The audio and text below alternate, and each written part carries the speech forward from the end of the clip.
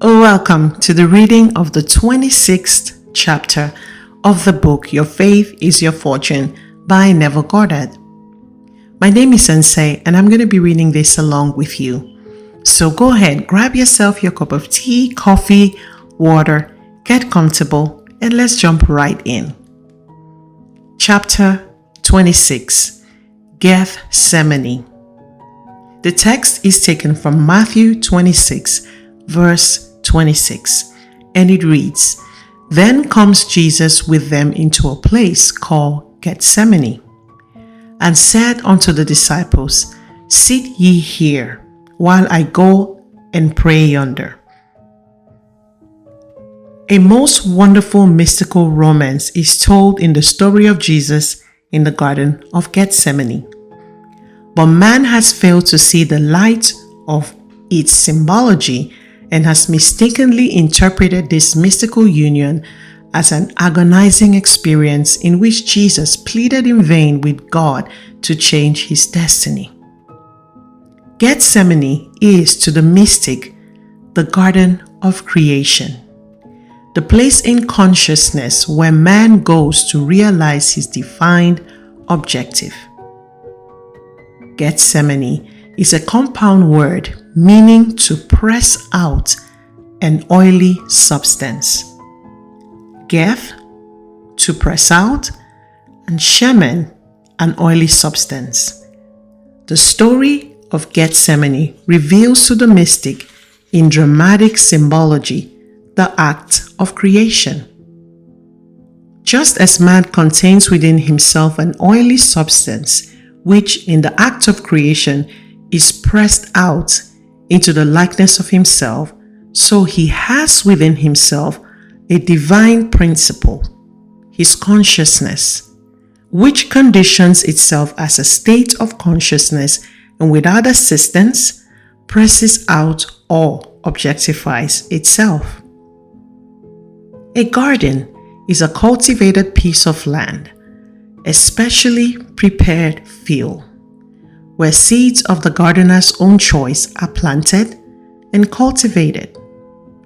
Gethsemane is such a garden, the place of consciousness where the mystic goes with his properly defined objectives. This garden is entered when man takes his attention from the world round about him and places it on his objective. Man's clarified desires are seeds containing the power and plans of self-expression. And like the seeds within man, these too are buried within an oily substance, a joyful, thankful attitude of mind. As man contemplates being and possessing that which he desires to be and to possess, he has begun the process of pressing out all the spiritual act of creation. These seeds are pressed out and planted when man loses himself in a wild, mad state of joy, consciously feeling and claiming himself to be that which he formerly desired to be. Desires expressed or pressed out result in the passing of that particular desire. Man cannot possess a thing and still desire to possess it at one and the same time. So, as one consciously appropriates the feeling of being the thing desired, this desire to be the thing passes is realized. The receptive attitude of mind, feeling and receiving the impression of the thing desired, is the fertile ground or womb which receives the seed. The seed which is pressed out of a man grows into the likeness of the man from whom it was pressed. Likewise, the mystical seed, your conscious claim that you are that which you had desired to be, it will grow into the consciousness of you from whom and into whom it is pressed. Yes, Gethsemane is the cultivated garden of romance where the disciplined man goes to press seeds of joy, which are defined states, out of himself into his receptive attitude of mind, there to care for and nurture them by consciously walking in the joy of being all that formerly he desired to be. Feel with the great gardener the secret thrill of knowing that things and qualities not now seen will be seen as soon as these conscious impressions grow and ripen to maturity. Your consciousness is Lord and husband. Isaiah 54 verse 5. The conscious state in which you dwell is wife or beloved. This state made visible is your son bearing witness of you, his father and mother. For your visible world is made in the image and likeness, Genesis 2:26, of the state of consciousness in which you live. Your world and the fullness thereof are nothing more or less than your defined consciousness objectified. Knowing this to be true, see to it that you choose well the mother of your children, that conscious state in which you live, your conception of yourself. The wise man chooses his wife with great discretion. He realizes that his children must inherit the qualities of their parents, and so he devotes much time and care to the selection of their mother. The mystic knows that the conscious state in which he lives is a choice that he has made of a wife, the mother of his children, that this state must in time embody itself within his world. So he is ever select in his choice and always claims himself to be his highest ideal. He consciously defines himself as that which he desires to be.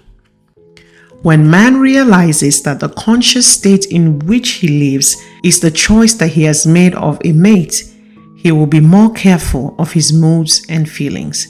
He will not permit himself to react to suggestions of fear, lack, or any undesirable impression. Such suggestions of lack could never pass the watch of the disciplined mind of the mystic, for he knows that every conscious claim must in time be expressed as a condition of his world. So he remains faithful to his beloved, his defined objective, by defining and claiming and feeling himself to be that which he desires to express. Let a man ask himself if his defined objective will be a thing of joy and beauty if it were realized. If his answer is an affirmative, then he may know that his choice of a bride is the princess of Israel, a daughter of Judah, for every defined objective which expresses joy when realized is a daughter of Judah, the King of praise.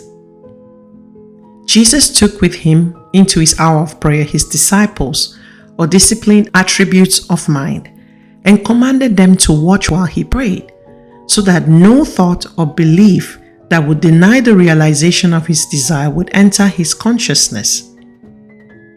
Follow the example of Jesus, who with his desires clearly defined, entered the Garden of Gethsemane, the state of joy, accompanied by his disciples, his disciplined mind, to lose himself in a wild joy of realization.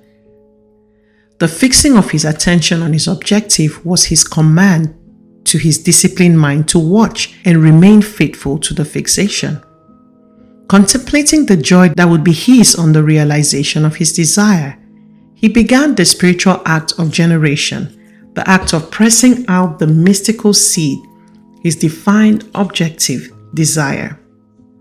In this fixation, he remained claiming and feeling himself to be that which he, before he entered the Garden of Gethsemane, desired to be, until his whole being consciousness was bathed in an oily sweat joy, resembling blood life.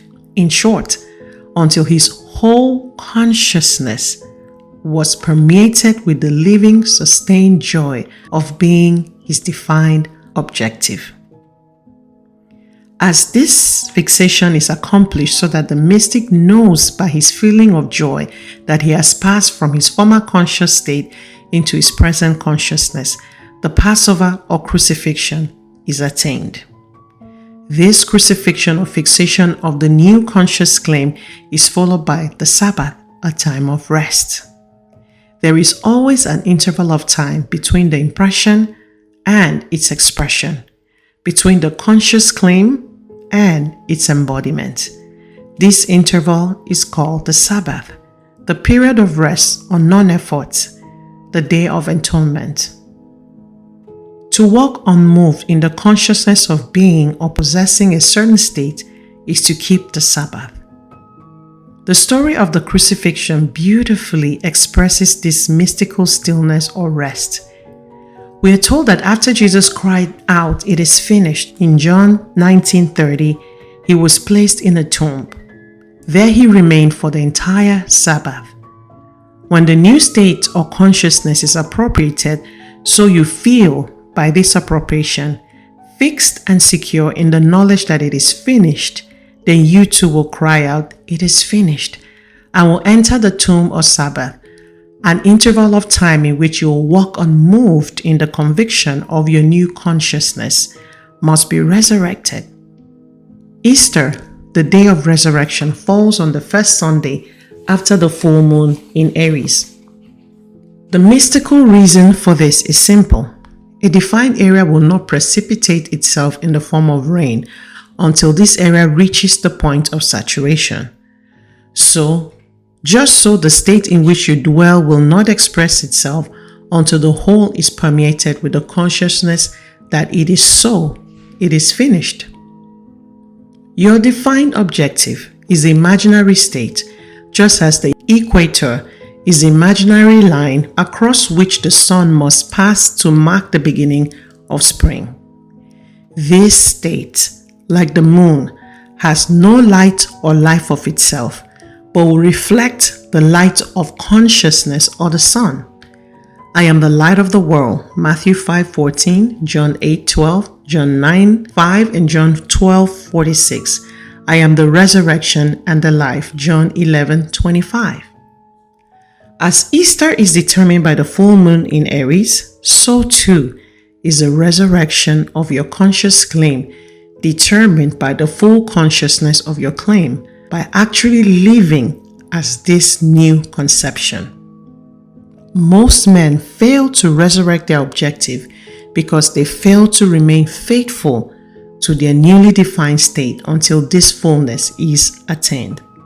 If man will bear in mind the fact that there can be no Easter or day of resurrection until after the full moon, he would realize that the state into which he has consciously passed will be expressed or resurrected only after he has remained within the state of being his defined objective, until his whole self thrills with the feeling of actually being his conscious claim, in consciousness living in the state of being it.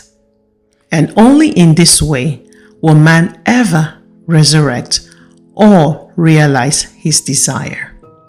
Now, this brings us to the end of the reading of the 26th chapter of this amazing book, Your Faith is Your Fortune. I believe that Neville Goddard was such a brilliant mind the way he explains this. I'm curious to know what resonated with you as you listen to the reading of this chapter. Leave me your questions and comments in the comment section below. And if you haven't already, what you're waiting for, friend? Hit the like button, subscribe to this channel, and share this content with anyone who you know is still looking to turn their faith into fortune. Till we see again, it's goodbye and God bless.